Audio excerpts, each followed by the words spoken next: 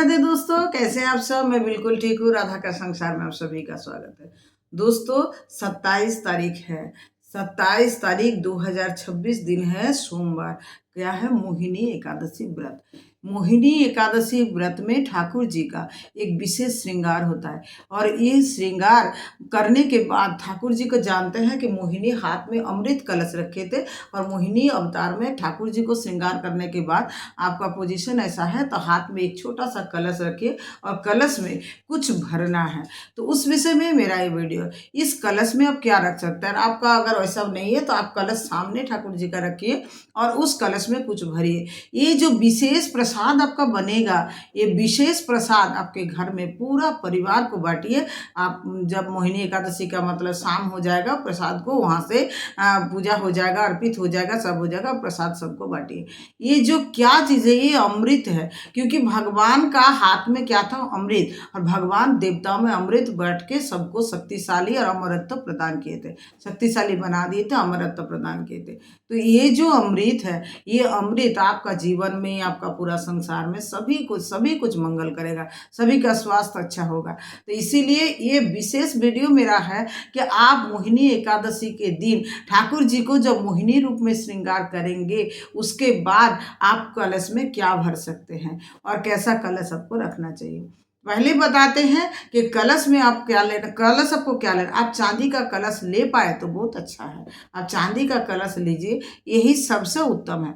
नहीं हो सकता तो मिट्टी का छोटा सा मटका भी आप ले सकते हैं, क्योंकि मिट्टी को सोना के समान ही माना जाता है, ले सकते हैं। और चांदी या मिट्टी का ले सकते हैं, कुछ भी नहीं संभव है तो आप सिल्वर का भी ले सकते हैं, लेकिन तांबा का बिल्कुल भी नहीं लेना है। और तांबा पीतल में क्या होता है ना, आप जब अमृत डालेंगे, मतलब पंचामृत डालेंगे, तो उसमें वो खराब हो जाता है, ज़्यादा देर तक ठीक नहीं रहता। इसीलिए या तो चांदी का, या तो सिल्वर का, या तो मिट्टी का, या तो स्टील का भी आप ले सकते हैं।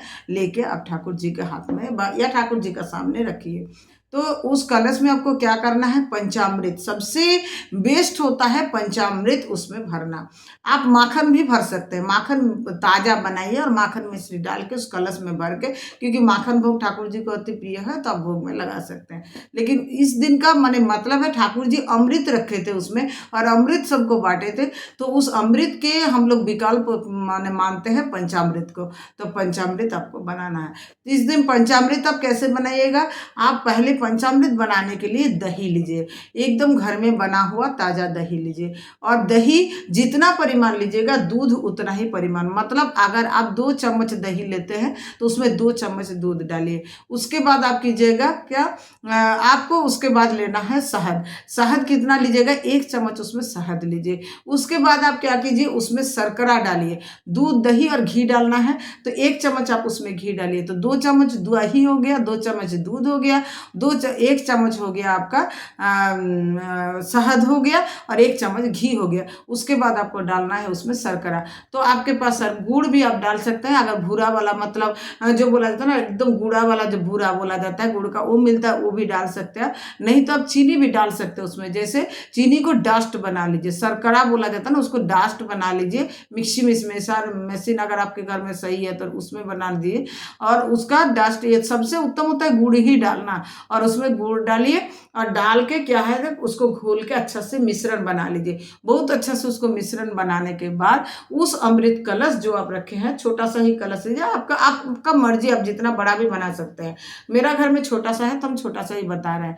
आप बड़ा बनाइएगा तो परिमाण थोड़ा ज़्यादा कर दीजिए, कि कलश पूरा भरना चाहिए, पूरा भर के होना चाहिए।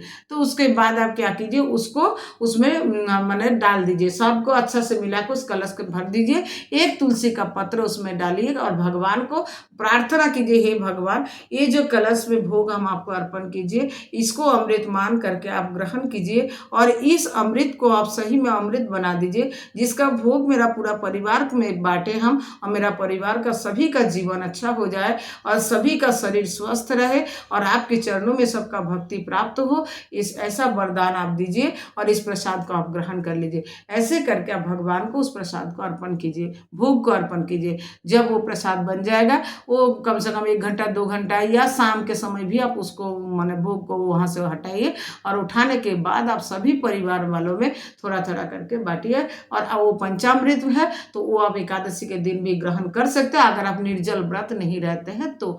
अगर आप निर्जल व्रत रहते हैं तो नहीं ग्रहण करिए, द्वादशी के दिन ग्रहण कीजिएगा। निर्जल रहते नहीं है तो आप उसको ग्रहण कर सकते हैं, तो उसको आप भी ग्रहण कीजिए। और ऐसे करके अमृत बनाना है और अमृत भगवान के सामने रखना है। ये मोहिनी एकादशी का पूजन का विशेष विशेष विधि है। हर एकादशी का पूजन का कुछ ना कुछ विशेष विधि रहता है। ये मोहिनी एकादशी पूजन का एक विशेष विधि है जो आपको अवश्य फॉलो करना चाहिए अगर आप एकादशी पूजन करते हैं घर में तो।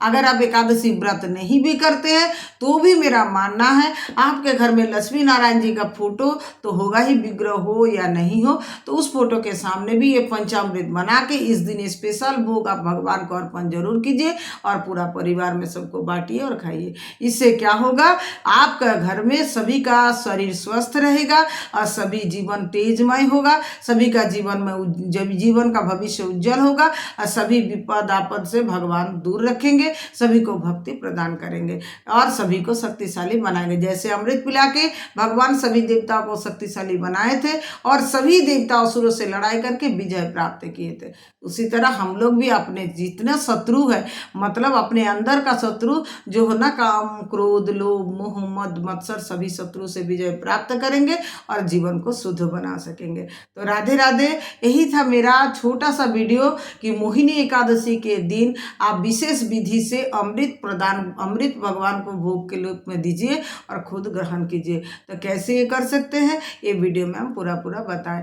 वीडियो अगर आप लोग को अच्छा लगा है तो बार बार विनती करते हैं चैनल को सब्सक्राइब कर लीजिएगा और सभी कोई मेरे पास मेरा ये वीडियो भेज दीजिए, जिससे सब कोई इस एकादशी व्रत का विधि, ये विशेष विधि जान पाए और इस पूजन को लाभ ले सके। राधे राधे, खुश रहिए, प्रसन्न रहिए, आनंदित रहिए। हरि बोल।